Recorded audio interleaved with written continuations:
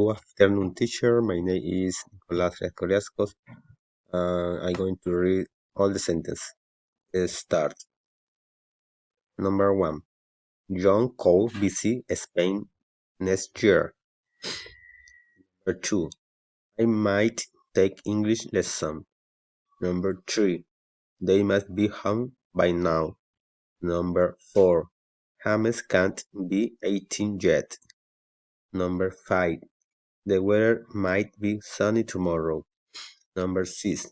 Mr. Smith can't had left home. Number seven. She might have gone to stay with her mother. Number eight. Mr. Smith may have committed a crime. Number nine. He must have buried something in the garden.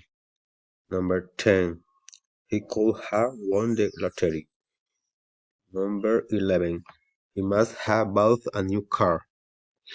Number 12. Mr. Smith might have murdered his wife.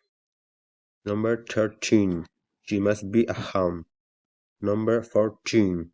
That can't be Janet is in American. Thank you, teacher.